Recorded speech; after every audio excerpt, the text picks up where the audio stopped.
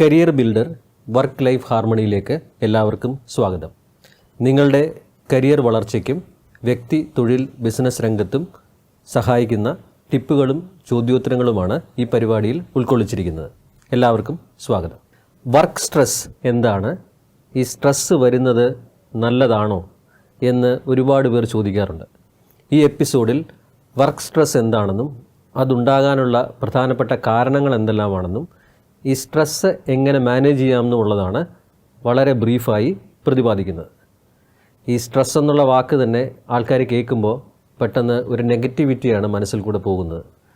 Work stress എന്നുള്ളത് എന്താണെന്ന് വെച്ച് കഴിഞ്ഞാൽ വളരെ സിമ്പിളായിട്ട് പറഞ്ഞു കഴിഞ്ഞാൽ നിങ്ങളുടെ കയ്യിലുള്ള റിസോഴ്സിനേക്കാളും ഉള്ള ഡിമാൻഡ് പുറത്തുനിന്ന് വരുമ്പോൾ നമുക്കുണ്ടാകുന്ന ഒരു ഫീലിംഗാണ് സ്ട്രെസ്. എസ്പെഷ്യലി ഒരു ജോലി സ്ഥലത്ത് നിങ്ങൾക്കുണ്ടാകുന്ന അറിവോ കഴിവോ ഇല്ലെങ്കിൽ ഫിനാൻഷ്യൽ മെറ്റീരിയൽ റിസോഴ്സസോ പുറത്തുനിന്നുള്ള ഡിമാൻഡിനേക്കാളും കുറവാണെന്നൊരു തോന്നൽ വരുമ്പോൾ നമുക്കത് ചെയ്യാൻ പറ്റുമോ എന്നൊരു ആദ്യം ഉണ്ടാകുന്നു. അത്തരത്തിലൊരു അവസ്ഥ ഉണ്ടാകുമ്പോഴാണ് വർക്ക് സ്ട്രെസ്സ് തുടങ്ങുന്നത്. പ്രധാനമായിട്ടും ഈ വർക്ക് സ്ട്രെസ് ഉണ്ടാകാൻ പല കാരണങ്ങളുണ്ട്. അതിൽ ഏറ്റവും കൂടുതൽ കണ്ടുവരുന്നൊരു കാരണമാണ് വർക്ക് ഓവർലോഡ് എന്ന് പറയുന്നത്.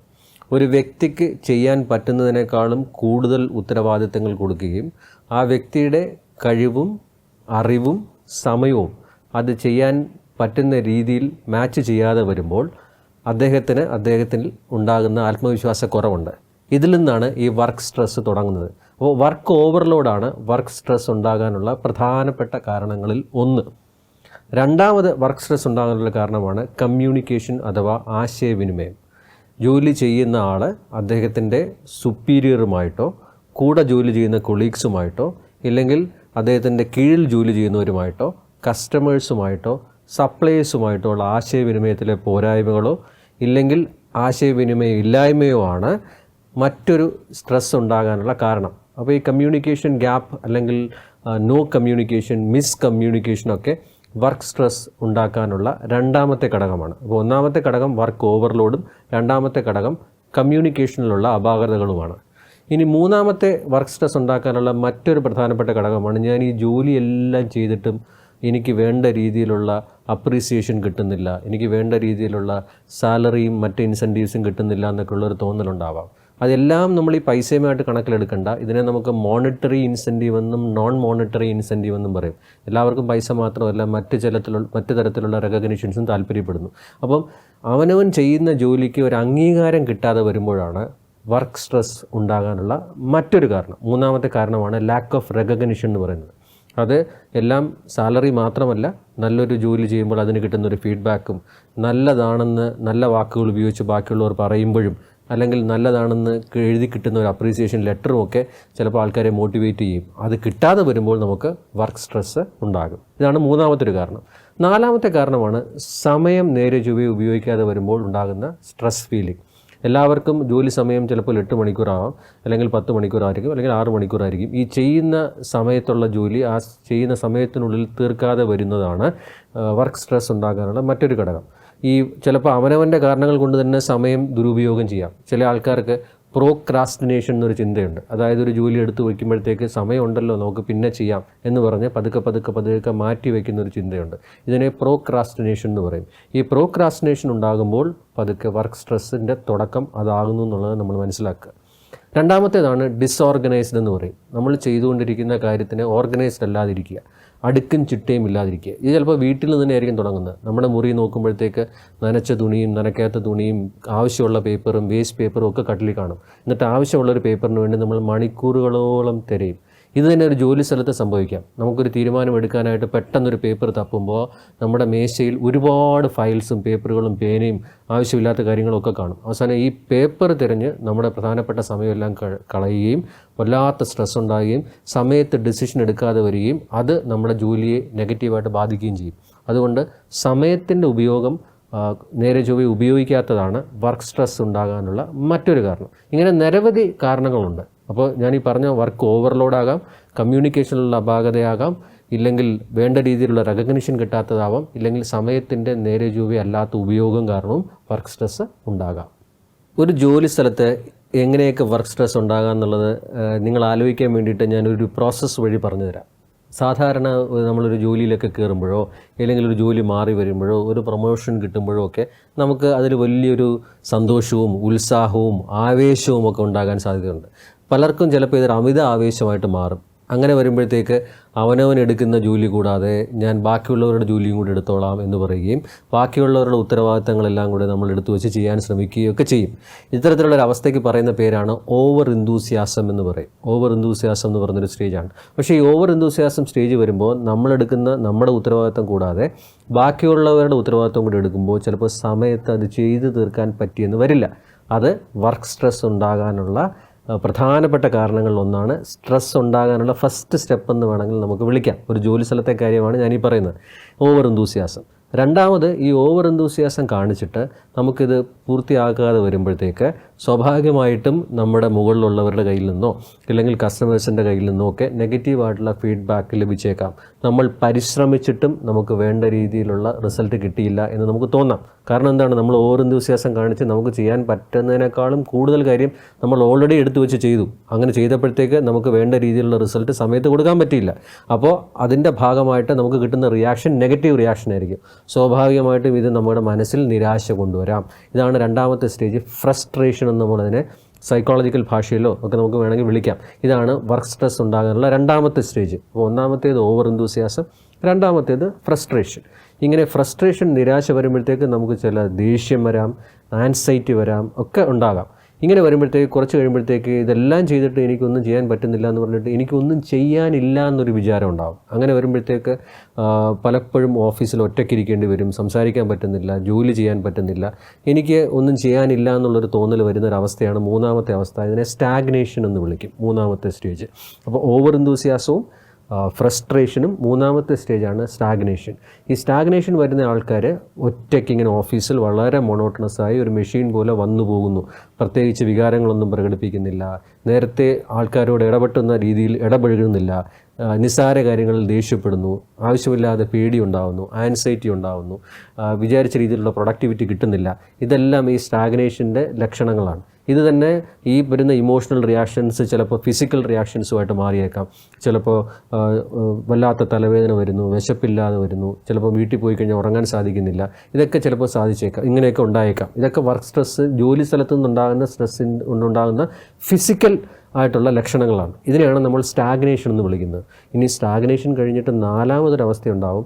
ഈ അവസ്ഥയാണ്, ഇനി ഇതെല്ലാം ചെയ്തിട്ട് എനിക്ക് റിസൾട്ടും കിട്ടുന്നില്ല, എനിക്കും പ്രയോജനമില്ല, ബാക്കിയുള്ളവർക്കും പ്രയോജനമില്ല എന്നുള്ളൊരു തോന്നലുണ്ടായിക്കഴിഞ്ഞാൽ എന്നെക്കൊണ്ട് ഒന്നിനും കൊള്ളില്ല, ഞാൻ വെറും ഒരു വേസ്റ്റാണ്, എന്നെക്കൊണ്ട് ഈ ലോകത്തിന് ഒന്നും ചെയ്യാൻ സാധിക്കുന്നില്ല എന്നൊരു തോന്നലുണ്ടാകും. ഇതിനെയാണ് നമ്മൾ ബേൺ ഔട്ട് എന്ന് വിളിക്കുന്നത്. ബേൺ ഔട്ട് പതുക്കെ നമ്മൾ ഈ ഓവർ എന്തൂസിയാസം വഴിയും സ്റ്റാഗ്നേഷൻ വഴിയും ഫ്രസ്ട്രേഷൻ വഴിയൊക്കെയാണ് നമ്മൾ ഈ ബേൺ ഔട്ട് സ്റ്റേജിലെത്തുന്നത്. ബേൺ ഔട്ട് സ്റ്റേജ് എന്ന് പറഞ്ഞു കഴിഞ്ഞാൽ ഒരു ഫിസിക്കൽ ഇമോഷണൽ ഡിറ്റാച്ച്മെൻ്റ് എന്നുള്ളൊരു ഫീലിംഗ് ഉണ്ടാവും. അങ്ങനെ വരുമ്പോഴത്തേക്ക് നമുക്ക് ഓഫീസിലോ ബിസിനസ്സിലോ ഒന്നും പോകാനേ തോന്നുന്നില്ല, ചെയ്യാനേ തോന്നുന്നില്ല, ആൾക്കാരുമായിട്ട് സംസാരിക്കാൻ തോന്നുന്നില്ല, മുറി അടച്ചിരിക്കുക, ഒന്നും കഴിക്കുന്നില്ല, ഉറക്കമില്ല, അങ്ങനെയുള്ള അവസ്ഥയിലൊക്കെ പോകും. കുറേ കൂടെ ഇങ്ങനെ പോയി കഴിയുമ്പോഴത്തേക്ക് ചിലപ്പോൾ ഇത് അവസാനം ചിലരൊക്കെ സൂയിസൈഡിലേക്ക് എത്തുന്ന സ്റ്റേജിലുണ്ടാകും. ഇതിനെയാണ് നമ്മൾ ഈ വർക്ക് പ്ലേസ് ബേൺ ഔട്ട് എന്ന് പറയുന്നത്.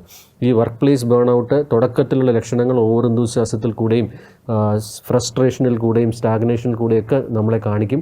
അത്തരത്തിൽ ആ സമയത്ത് തന്നെ ഫീലിംഗ് ഉണ്ടാകുമ്പോൾ അത് വേണ്ടപ്പെട്ടവരുമായി ചർച്ച ചെയ്യുക, തുറന്ന് സംസാരിക്കുക, ഈ സ്ട്രെസ് ഒഴിവാക്കുക. അപ്പോൾ ഈ സ്ട്രെസ് ഉണ്ടാകുന്നത് നിങ്ങൾക്ക് മനസ്സിലാക്കാൻ വേണ്ടിയിട്ടാണ്. നിങ്ങൾ ചെയ്യുന്ന ജോലിയിലോ ബിസിനസ്സിലോ ഓവർ എന്തൂസിയാസം വരിക, ഫ്രസ്ട്രേഷൻ വരിക, സ്റ്റാഗ്നേഷൻ വരിക, ഇനി ഏറ്റവും അവസാനം ബേൺ ഔട്ട് വരിക. ഇത്തരത്തിലൊക്കെ വരുമ്പോഴത്തേക്കാണ് നമ്മുടെ വർക്ക് സ്ട്രെസ്സിൻ്റെ പല ഘട്ടങ്ങളിൽ കൂടെ നമ്മൾ കടന്നു പോകുന്നത്. അത് വളരെ ശ്രദ്ധിക്കേണ്ട ഒരു കാര്യമാണ്.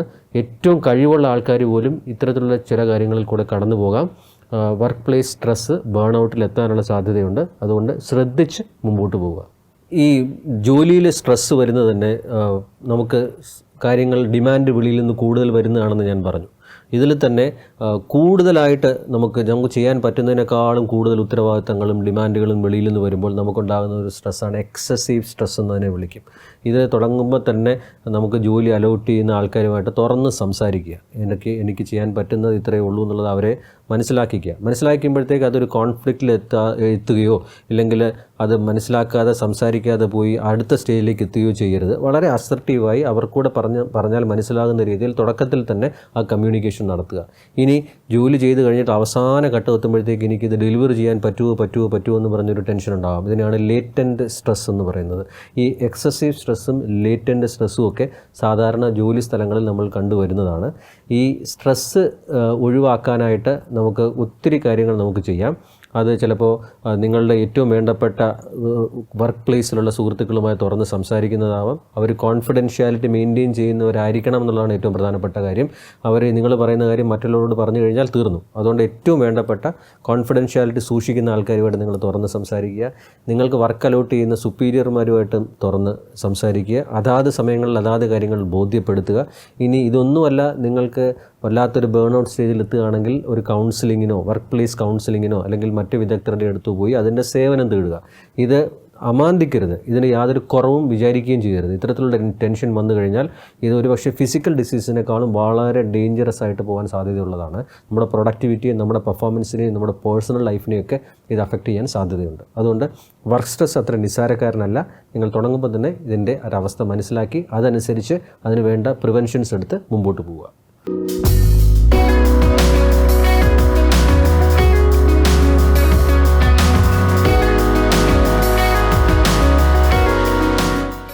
ഈ സ്ട്രെസ്സ് വരുന്നത് നല്ലതാണോ എന്ന് ചോദിക്കാറുണ്ട്. തീർച്ചയായിട്ടും നമുക്ക് ഒരു എമൗണ്ട് ഓഫ് സ്ട്രെസ് ഇല്ലെങ്കിൽ നമുക്ക് നമ്മുടെ ജീവിതത്തിൽ നമ്മളെ പുഷ് ചെയ്ത് മുമ്പോട്ട് കൊണ്ടുപോകാൻ സാധിക്കില്ല. ഈ സ്ട്രെസ്സിനെ തന്നെ ഒരു വർക്ക് പ്ലേസ് കോണ്ടെക്സ്റ്റിൽ നമുക്ക് രണ്ടായി തരംതിരിക്കാം. ഒന്നിനെ നമുക്ക് യു സ്ട്രെസ് എന്നും രണ്ടാമത്തേതിനെ ഡിസ്ട്രെസ് എന്നും വിളിക്കാം. യു സ്ട്രെസ് എന്ന് വിളിക്കുന്ന എന്നാണ് അതിൻ്റെ സ്പെല്ലിംഗ്. യു സ്ട്രെസ് എന്നുള്ളതിൻ്റെ അർത്ഥം തന്നെ പോസിറ്റീവായിട്ടുള്ള സ്ട്രെസ് എന്നാണ്. മറ്റേത് ഡിസ്ട്രെസ് എന്ന് ഉദ്ദേശിക്കുന്നത് നെഗറ്റീവായിട്ടുള്ള സ്ട്രെസ്സാണ്. എന്താണ് യു സ്ട്രെസ് എന്ന് പറഞ്ഞാൽ വളരെ സിമ്പിളായിട്ട് നിങ്ങൾക്ക് മനസ്സിലാക്കാൻ വേണ്ടി പറയാം. ഒരു കുട്ടി, നിങ്ങളൊരു ഹയർ സെക്കൻഡറിക്കോ ഡിഗ്രിക്കോ PGക്കോ പഠിക്കുന്ന ഒരു കുട്ടി, ഈ കുട്ടിക്ക് പരീക്ഷയാകാൻ പോവുകയാണ്. ഈ പരീക്ഷയാകാൻ പോകുമ്പോഴത്തേക്ക് പരീക്ഷയാണെന്നും അത് എനിക്ക് നന്നായിട്ട് പ്രിപ്പയർ ചെയ്ത് പെർഫോം ചെയ്തില്ലെങ്കിൽ അതിൻ്റെ ഭാവിയെ അഫക്റ്റ് ചെയ്യുമെന്നും ഒക്കെ ആലോചിച്ച് നമുക്ക് ഒരു വല്ലാത്തൊരു ഫീലിംഗ് ഉണ്ടാവാം, ഒരു ടെൻസ്ഡ് ഫീലിംഗ് ഉണ്ടാവാം. ഈ ഫീലിംഗ് ഉണ്ടാകുന്നത് പരീക്ഷയ്ക്ക് 1 മാസം മുമ്പോ ഇല്ലെങ്കിൽ 2 മാസം മുമ്പോ 3 മാസം മുമ്പോ ഒക്കെ ആണെങ്കിൽ നമ്മൾ എന്ത് ചെയ്യും? ഈ ഫീലിംഗ് വന്നതോടുകൂടി തന്നെ നമ്മുടെ മൈൻഡ് നമ്മളെ അതിനു വേണ്ടി പെർഫോം ചെയ്യാനായിട്ട് പ്രേരിപ്പിക്കും, പുഷ് ചെയ്യും. ഇത്തരത്തിലുള്ള സ്ട്രെസ്സിനെയാണ് നമ്മൾ യു സ്ട്രെസ് അഥവാ പോസിറ്റീവ് സ്ട്രെസ് എന്ന് പറയുന്നത്. അതായത് നമ്മൾ എടുക്കുന്ന ഉത്തരവാദിത്വം ഡെലിവറി ചെയ്യുന്നതിന് കുറേ സമയം മുമ്പ് തന്നെ അത് ഡെലിവറി ചെയ്യേണ്ട ആവശ്യകതയെപ്പറ്റി നമ്മുടെ മനസ്സ് നമ്മളെ ഓർമ്മിപ്പിക്കുന്നു, പുഷ് ചെയ്യിക്കുന്നു, നമുക്ക് ടെൻഷൻ തരുന്നു. അത്തരത്തിൽ വരുമ്പോഴത്തേക്ക് നമ്മൾ അതനുസരിച്ച് പ്രിപ്പയർ ചെയ്യുകയും പെർഫോം ചെയ്യുകയും ചെയ്യുന്നു. അങ്ങനെ വരുമ്പോഴത്തേക്ക് റിസൾട്ട് വളരെ പോസിറ്റീവ് ആകാനുള്ള സാധ്യത വളരെ കൂടുതലാണ്. ഇതിനെയാണ് നമ്മൾ യു സ്ട്രെസ് അഥവാ പോസിറ്റീവ് സ്ട്രെസ് എന്ന് പറയുന്നത്. ഇനി ഇതിൻ്റെ നേരെ തിരിച്ചാണെങ്കിലോ, ഒരു പരീക്ഷ വരാൻ പോകുന്നു, അതിനെപ്പറ്റി ആലോചിക്കുന്ന പോലുമില്ല, യാതൊരു ആശങ്കയുമില്ല. പക്ഷേ പരീക്ഷയുടെ തലേ ദിവസമായിരിക്കും നമുക്ക് പരീക്ഷയെപ്പറ്റി, അതുണ്ടാകാൻ പോകുന്ന റിസൾട്ടിനെ പറ്റിയും അത് ഉണ്ടാക്കാൻ പോകുന്ന ആഘാതത്തെ പറ്റിയൊക്കെ നമുക്ക് ആലോചിക്കാൻ തുടങ്ങുന്നത്. അപ്പോൾ ടെൻഷൻ തുടങ്ങുന്നു. നമ്മൾ പ്രിപ്പയർ ചെയ്യാൻ നോക്കുമ്പോഴത്തേക്കൊന്നും പ്രിപ്പയർ ചെയ്യാൻ പറ്റുന്നില്ല. പരീക്ഷ ഹാളിൽ പോകുന്നു, ക്വസ്റ്റ്യൻ പേപ്പർ കിട്ടുമ്പോഴത്തേക്ക് ആ ക്വസ്റ്റ്യൻ എന്താണെന്ന് പോലും വായിക്കാൻ പറ്റുന്നില്ല. പരീക്ഷ എഴുതാതെ വരുന്നു. ആ സമയത്ത് വല്ലാത്തൊരു ടെൻഷൻ അനുഭവിച്ച് പരീക്ഷ കഴിഞ്ഞതിന് ശേഷം പിന്നെ നമ്മൾ ഈ പറയുന്ന നേരത്തെ പറഞ്ഞ പല സ്റ്റേജുകളിലേക്കും ബേൺ ഔട്ട് സ്റ്റേജിലേക്കൊക്കെ പോകും. ഇതിന് കാരണം എന്താണ്? നമുക്ക് സ്ട്രെസ്സ് നേരത്തെ വന്നില്ല, ആ ചെയ്യേണ്ട സമയത്താണ് ഈ ടെൻഷൻ വന്നതും. അതുകൊണ്ട് തന്നെ നമുക്ക് പ്രിപ്പയർ ചെയ്യാനോ പെർഫോം ചെയ്യാനോ ഉള്ളൊരു സമയം കിട്ടിയില്ല. അതിൻ്റെ റിസൾട്ട് ഒരു ഫെയിലുവർ ആകാനുള്ള സാധ്യതയാണ് മിക്കവാറും ഉണ്ടാകാൻ പോകുന്നത്. അപ്പോൾ ഇത്തരത്തിലുള്ള സ്ട്രെസ്സിനെയാണ് നെഗറ്റീവ് സ്ട്രെസ് എന്ന് പറയുന്നത്. നമുക്ക് നെഗറ്റീവ് സ്ട്രെസ് ഉണ്ടാകാതെ നോക്കുക. അതിൻ്റെ അർത്ഥം യു സ്ട്രെസ് ഉണ്ടാകുക. നമ്മൾ ചെയ്യാൻ പോകുന്ന കാര്യത്തിനെ പറ്റി അഡ്വാൻസ് ആയിട്ട് ചിന്തിക്കുമ്പോൾ തന്നെ നമ്മുടെ മനസ്സ് നമ്മളെ പുഷ് ചെയ്യിപ്പിച്ചുകൊണ്ടിരിക്കും. അത്തരത്തിൽ നമുക്കുണ്ടാകുന്ന സ്ട്രെസ്സിനെയാണ് പോസിറ്റീവ് സ്ട്രെസ്, ഒരു യു സ്ട്രെസ് എന്ന് പറയുന്നത്. അപ്പം ഈ ചോദ്യത്തിൻ്റെ അർത്ഥം തന്നെ സ്ട്രെസ് വരുന്നത് നല്ലതാണോ എന്ന് ചോദിച്ചാൽ പോസിറ്റീവ് സ്ട്രെസ്, യു സ്ട്രെസ് ഉണ്ടാകുന്നത് നല്ലതാണ്. പക്ഷേ നെഗറ്റീവ് സ്ട്രെസ്, ഡിസ്ട്രെസ് നമ്മുടെ ജീവിതത്തിനെ തന്നെ വല്ലാതെ ഒരു പക്ഷേ തളർത്തിക്കളയും. അതുകൊണ്ട് പോസിറ്റീവ് സ്ട്രെസ്, യു സ്ട്രെസ് ഉണ്ടാകാനായിട്ട് നമ്മൾ അഡ്വാൻസ് ആയിട്ട് നമ്മൾ ചെയ്യാൻ പോകുന്ന കാര്യത്തിനെ പറ്റി മനസ്സിനെ അലർട്ട് ചെയ്തുകൊണ്ടേയിരിക്കുക. നമുക്ക് വർക്ക് പ്ലേസിലും വ്യക്തി ജീവിതത്തിലും ഒക്കെ സ്ട്രെസ് ഉണ്ടാകും. ഈ വർക്ക് പ്ലേസിൽ ഉണ്ടാകുന്ന സ്ട്രെസ്സ് നമ്മുടെ വ്യക്തി ജീവിതത്തെ സ്വാധീനിച്ചേക്കാം. നമ്മുടെ വ്യക്തി ജീവിതത്തിൽ, കുടുംബ ജീവിതത്തിലൊക്കെ ഉണ്ടാകുന്ന സ്ട്രെസ്സ് നമ്മുടെ വർക്ക് പ്ലേസിനെ സ്വാധീനിച്ചേക്കാം. സാധാരണ സ്ട്രെസ്സ് മാനേജ് ചെയ്യാൻ എന്ത് ചെയ്യണമെന്ന് ഒത്തിരി പേര് ചോദിക്കാറുണ്ട്. എന്നാലും നിങ്ങളുടെ അറിവിലേക്ക് വേണ്ടി ഒരു 3 കാര്യങ്ങൾ ഞാൻ പറയാം. ഈ 3 കാര്യങ്ങളെ 3 ഘടകങ്ങളായിട്ട് നമ്മൾ കണ്ടാൽ മതി. അതിൽ ഒന്നാമത്തെ ഘടകമാണ് സെൽഫ് അണ്ടർസ്റ്റാൻഡിങ് എന്ന് പറയും. സെൽഫ് അണ്ടർസ്റ്റാൻഡിങ് എന്ന് വെച്ച് കഴിഞ്ഞാൽ അവനവനെ മനസ്സിലാക്കുക. അതായത് നമുക്കെല്ലാം ഇമോഷൻസ് ഉള്ളവരാണ്, നമ്മളെല്ലാം സ്ട്രെങ്ത് ഉള്ളവരാണ്, നമ്മളെല്ലാവരും വീക്ക്നെസ് ഉള്ളവരാണ്. അപ്പം നമ്മുടെ സ്ട്രെങ്തും നമ്മുടെ വീക്ക്നെസ്സും നമ്മളൊന്ന് മനസ്സിലാക്കാനായിട്ട് ശ്രമിക്കുക. ചില ആൾക്കാർക്ക് വളരെ പെട്ടെന്ന് കാര്യം ചെയ്യാൻ കഴിവുള്ളവരായിരിക്കും, പക്ഷേ വളരെ പെട്ടെന്ന് ദേഷ്യം വരുന്നവരായിരിക്കും. അങ്ങനെ എല്ലാം ഡെലിവറി ചെയ്യുമെങ്കിലും ആ ഡെലിവറി ചെയ്ത് കഴിഞ്ഞിട്ട് നമ്മുടെ ദേഷ്യം കാരണം നമ്മൾ വല്ലതുമൊക്കെ പറഞ്ഞ് കൂടെയുള്ള ആൾക്കാരെ വെറുപ്പിക്കും. അപ്പോൾ എത്ര നന്നായിട്ട് പെർഫോം ചെയ്യുന്ന ആൾക്കാരാണെങ്കിലും കൂടെ ഉള്ളവർക്ക് ചിലപ്പോൾ അയാൾ വേണ്ടപ്പെട്ട ഒരാളാവാൻ സാധ്യതയില്ല, ഈ ഒരു ഇമോഷൻ ഉള്ളതുകൊണ്ടാണ്. അപ്പോൾ എനിക്ക് ദേഷ്യം വരുമെന്ന് മനസ്സിലാക്കി കഴിഞ്ഞ് കഴിഞ്ഞാൽ തന്നെ ആ ദേഷ്യം വരുന്ന സിറ്റുവേഷൻ വരുമ്പോഴത്തേക്ക് തന്നെ നമ്മളെ മനസ്സിലാക്കി അത് കൺട്രോൾ ചെയ്യാൻ സാധിക്കും. ഇതിനാണ് സെൽഫ് അണ്ടർസ്റ്റാൻഡിങ് എന്ന് പറയുന്നത്. നമ്മൾ നമ്മുടെ സ്ഥാപനത്തിനെയും കൂടെ ഉള്ളവരെയും പറ്റിയൊക്കെ മനസ്സിലാക്കുന്നതിന് മുമ്പ് ആദ്യം അവനവനെ മനസ്സിലാക്കുക, അവനവൻ്റെ സ്ട്രെങ്ത് എന്താണ്, വീക്ക്നെസ് എന്താണെന്നുള്ളത് മനസ്സിലാക്കുക. അങ്ങനെ ചെയ്തു കഴിഞ്ഞാൽ അത് നമ്മൾ ചെയ്യുന്ന ജോലിയെയും നമ്മൾ ചെയ്യുന്ന ബിസിനസ്സിനെയും നമ്മുടെ കുടുംബജീവിതത്തിനെയും ഒരു പരിധിവരെ നമുക്ക് കൺട്രോൾ ചെയ്യാൻ പറ്റും. നമുക്ക് നമ്മളെ കൺട്രോൾ ചെയ്താൽ തന്നെ നമ്മുടെ എൻവയോൺമെൻറ്റിനെ നമുക്ക് കൺട്രോൾ ചെയ്യാൻ പറ്റും. വെളിയിൽ നിന്ന് വരുന്ന നെഗറ്റീവ് റിയാക്ഷൻസിനെ പോലും നമുക്ക് മനസ്സിലാക്കി പോസിറ്റീവായിട്ട് റിയാക്ട് ചെയ്യാൻ പറ്റും. അപ്പോൾ ഒന്നാമത്തേതാണ് സെൽഫ് അണ്ടർസ്റ്റാൻഡിങ് എന്ന് പറയുന്നത്.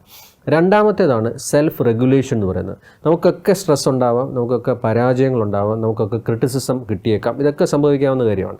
പക്ഷേ ഞാൻ ഈ പറയുന്ന 4 കാര്യങ്ങളെ ആ ഒരു ഇൻസിഡൻറ്റ് ഉണ്ടായതിന് ശേഷം നിങ്ങൾ വളരെ റിലാക്സ്ഡ് ആയിട്ട് ഇരിക്കുമ്പോൾ ഒന്ന് ആലോചിക്കുക. ഉദാഹരണം, നിങ്ങൾക്ക് ഒരു പരാജയം സംഭവിച്ചു, നിങ്ങൾക്ക് വല്ലാത്തൊരു ടെൻഷൻ ഉണ്ടായി, നിങ്ങൾക്ക് അല്ലെങ്കിൽ വല്ലാത്തൊരു ക്രിറ്റിസിസം ലഭിച്ചെങ്കിൽ ഈ 4 ചോദ്യങ്ങൾ നിങ്ങൾ മനസ്സിലൊന്ന് ചോദിക്കുക. ഒന്ന്, ഈ പരാജയം എന്താണ്, നിങ്ങൾക്ക് എന്ത് പരാജയമാണ് ഉണ്ടായത്? ഒന്നാമത്തെ കാര്യം നിങ്ങൾ ആലോചിക്കുക.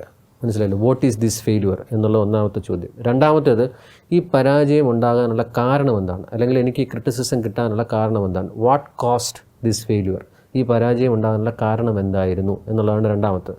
മൂന്നാമത്തേത്, how I reacted to that situation, അങ്ങനെ ഒരു പരാജയം ഉണ്ടായ സമയത്ത് ആ പരാജയം ഉണ്ടാകാനുള്ള കാരണമായി ഞാൻ എങ്ങനെയാണ് റിയാക്റ്റ് ചെയ്തത് എന്നുള്ളതാണ് മൂന്നാമത്തെ ചോദ്യം നിങ്ങൾ ചോദിക്കേണ്ടത്. നാലാമത്തേത്, how I could have reacted better, ആ സമയത്ത് എനിക്ക് അതിൽ നന്നായി എങ്ങനെ റിയാക്റ്റ് ചെയ്യാമായിരുന്നു എന്നും കൂടെ ചിന്തിക്കുക. അതായത് എന്താണ് സംഭവിച്ചത്, എന്തുകൊണ്ട് സംഭവിച്ചു, ആ സംഭവിച്ച സമയത്ത് നിങ്ങൾ എങ്ങനെ റിയാക്റ്റ് ചെയ്തു, ഇനി ആ ചെയ്ത സമയത്ത് റിയാക്ട് ചെയ്യുന്നതിനേക്കാളും നന്നായി നിങ്ങൾ റിയാക്റ്റ് എങ്ങനെ ചെയ്യാമായിരുന്നു എന്ന് ആലോചിക്കുക. ഈ 4 ചോദ്യങ്ങൾ നിങ്ങൾ ആലോചിച്ച് കഴിഞ്ഞാൽ അടുത്ത തവണ ഇതേ സംഭവം നിങ്ങളുടെ ജീവിതത്തിലുണ്ടാകും. ഒരേ സംഭവം തന്നെ ഒന്നിലധികം തവണ നിങ്ങളുടെ ജീവിതത്തിലുണ്ടാകും. പക്ഷെ അടുത്ത തവണ ഇത് വരുമ്പോഴത്തേക്ക് നിങ്ങളുടെ മനസ്സ് നിങ്ങളെ ട്രിഗർ ചെയ്യിപ്പിക്കുകയും ഈ ചോദ്യങ്ങൾ നിങ്ങളുടെ മനസ്സിലൂടെ പോവുകയും അങ്ങനെ വരുമ്പോഴത്തേക്ക് ആ സിറ്റുവേഷനിൽ കുറച്ചുകൂടെ പോസിറ്റീവായിട്ട് റിയാക്ട് ചെയ്ത് ആ ഫെയിലുവർ നിങ്ങൾക്ക് മാനേജ് ചെയ്യാനും അല്ലെങ്കിൽ ആ ഫെയിലുവർ സക്സസ്സിലേക്ക് മാറ്റാനും നിങ്ങൾക്ക് സഹായിക്കാം, അല്ലെങ്കിൽ നിങ്ങളെ സഹായിക്കും. ഇതാണ് സെൽഫ് റെഗുലേഷൻ. 4 ചോദ്യങ്ങൾ: എന്തുകൊണ്ടുണ്ടായി, എന്താണ് സംഭവിച്ചത്, എന്തുകൊണ്ടുണ്ടായി, അത് എങ്ങനെ നിങ്ങൾ റിയാക്ട് ചെയ്തു, എത്ര നന്നായി നിങ്ങൾക്ക് റിയാക്ട് ചെയ്യാമായിരുന്നു. ഈ 4 ചോദ്യങ്ങളെപ്പറ്റി ആലോചിക്കുക. ആലോചിക്കേണ്ടത് ആ ടെൻഷനോ ക്രിറ്റിസിസമോ പരാജയമോ ഉണ്ടായ സമയത്തല്ല, അത് കഴിഞ്ഞ് നിങ്ങളുടെ മനസ്സ് ശാന്തമായിരിക്കുന്ന സമയത്ത് ഈ 4 ചോദ്യങ്ങളെപ്പറ്റി ആലോചിക്കുക. ഇതിനെയാണ് സെൽഫ് റെഗുലേഷൻ എന്ന് പറയുന്നത്. മൂന്നാമത്തേതാണ് സെൽഫ് മാനേജ്മെൻറ്റ് എന്ന് പറയുന്നത്. അത് റെഗുലറായിട്ട് നമ്മൾ ചെയ്യേണ്ട ചില കാര്യങ്ങളാണ്. എല്ലാവർക്കും അറിയാവുന്ന പോലെ തന്നെ നമ്മുടെ മനസ്സിനെയും നമ്മുടെ ശരീരത്തിനെയും നമ്മൾ തന്നെ പ്രൊട്ടക്റ്റ് ചെയ്യണം എന്നുള്ളതാണ്. ആഹാരം കഴിക്കുന്നതിനോടൊപ്പം തന്നെ നമ്മുടെ ശരീരത്തിനെ നമ്മൾ ചെയ്യിപ്പിക്കുക, പല കാര്യങ്ങൾ ചെയ്യിപ്പിക്കണം. അതിനെ ഇംഗ്ലീഷിൽ സെൽഫ് എന്നൊരു വാക്ക് ഉപയോഗിക്കും. SELF എന്നാണ് അതിന് പറയുന്നത്. എസ് എന്ന് പറയുന്നത് സ്ലീപ്പ്, ശരീരത്തിന് ആവശ്യമായിട്ടുള്ള ഉറക്കം കൊടുക്കുക. അത് 6 മുതൽ 8 മണിക്കൂർ വരെ ആകാം, നമ്മൾ അതിനനുസരിച്ച് യൂസ്ഡ് ആകും. ഒന്നാമത്തേത് സ്ലീപ്പ്. രണ്ടാമത്തേത് ലെഷർ, അതായത് എപ്പോഴും ജോലി എന്നുള്ളതല്ലാതെ ആ ജോലി സമയത്തിന് ഇടയ്ക്കോ അല്ലെങ്കിൽ ജോലി കഴിഞ്ഞുള്ള സമയങ്ങളിലോ കൂട്ടുകാരുമായിട്ടും കുടുംബവുമായിട്ടൊക്കെ വിനോദമായിട്ടുള്ള മാർഗ്ഗങ്ങളിൽ ഏർപ്പെടാനായിട്ട് ശ്രമിക്കുക. ലെഷർ എന്ന് പറയും. മൂന്നാമത്തേത് ഈറ്റ് എന്നുള്ളതാണ്. വാരി വലിച്ച് കഴിക്കുകയോ ഒന്നും കഴിക്കാതിരിക്കുകയോ ചെയ്യുന്നതിന് പകരം നമ്മുടെ ആരോഗ്യത്തിന് ഉതകുന്ന രീതിയിലുള്ള ഭക്ഷണം കഴിക്കുക, അത് ഇഷ്ടപ്പെട്ട് കഴിക്കുക എന്നുള്ളതാണ് മൂന്നാമത്തേത്. So sleep, leisure and eat. ഇനി നാലാമത്തേതാണ് നിങ്ങളുടെ ജീവിതത്തിന് എത്രത്തോളം ആ ഒരു പ്രോസസ്സിൽ കൺട്രോൾ ചെയ്യുക എന്നുള്ളതും മൂന്നാമത്തെ. അതായത് നിങ്ങളുടെ മനസ്സിന് ഒരു ഫ്രീഡം കൊടുക്കുക എന്നുള്ളതാണ്. അതായത് റിലാക്സ് ചെയ്ത് നമ്മൾ നേരത്തെ എൻജോയ് ചെയ്യണമെന്ന് ഞാൻ പറഞ്ഞു. അതുപോലെ തന്നെ പറയേണ്ട കാര്യങ്ങൾ പറയേണ്ട ആൾക്കാരോട് പറയേണ്ട രീതിയിൽ പറയേണ്ട സമയത്ത് പറയുക എന്നുള്ളതാണ്. എല്ലാവരോടും എല്ലാം പറയേണ്ട കാര്യമില്ല, പക്ഷെ നിങ്ങൾക്ക് വിശ്വസിച്ച് പറയാൻ പറ്റുന്ന കാര്യങ്ങൾ ആൾക്കാരോട് മനസ്സ് തുറന്ന് വെന്റിലേറ്റ് ചെയ്യുക. അതാണ് ഫ്രീഡം എന്ന് പറയുന്നത്. ഈ ഒരു മനസ്സ് തുറന്നുള്ള എക്സ്പ്രഷനും ഇടയ്ക്കിടയ്ക്ക് ചെയ്യേണ്ടത് വളരെ അത്യാവശ്യമാണ്. അപ്പം ഉറക്കമായിക്കോട്ടെ, നിങ്ങൾ വിനോദമാർഗ്ഗങ്ങളിൽ ഏർപ്പെടുന്നതായിക്കോട്ടെ, ആഹാരമായിക്കോട്ടെ, തുറന്നുള്ള എക്സ്പ്രഷൻ വേണ്ടപ്പെട്ട ആൾക്കാരോടും കോൺഫിഡൻഷ്യലായിട്ട് നിൽക്കുന്ന ആൾക്കാരോടും വേണ്ടപ്പെട്ട രീതിയിലുള്ള കാര്യങ്ങൾ എക്സ്പ്രഷൻ ചെയ്ത് കഴിഞ്ഞാൽ നിങ്ങളുടെ സ്ട്രെസ്സ് ഒരു പരിധിവരെ നിങ്ങൾക്ക് മാനേജ് ചെയ്യാനായിട്ട് സാധിക്കും. കാരണം നിങ്ങളുടെ ടെൻഷനും സ്ട്രെസ്സും മനസ്സിൽ തളം കെട്ടി നിൽക്കുകയല്ല, നിങ്ങളത് വെന്റിലേറ്റ് ചെയ്ത് വെളിയിൽ കളയുകയാണ്. അപ്പോൾ സ്വാഭാവികമായിട്ടും അടുത്ത സിറ്റുവേഷൻ വരുമ്പോൾ നമുക്കത് പോസിറ്റീവായിട്ട് റിയാക്ട് ചെയ്യാൻ സാധിക്കും. അപ്പോൾ ഈ വർക്ക് സ്ട്രെസ്സിനെ സംബന്ധിച്ചിടത്തോളം വളരെ പ്രധാനപ്പെട്ട ഒരു കാര്യമാണ്. നമ്മുടെ എല്ലാവരുടെയും തൊഴിൽ ജീവിതത്തിലും ബിസിനസ് ജീവിതത്തിലും ഉറപ്പായിട്ടും ഇതുണ്ടാവും. പക്ഷേ നമ്മളത് എങ്ങനെ മാനേജ് ചെയ്യുന്നു എന്നുള്ളതനുസരിച്ചിരിക്കും നമ്മുടെ സക്സസ്.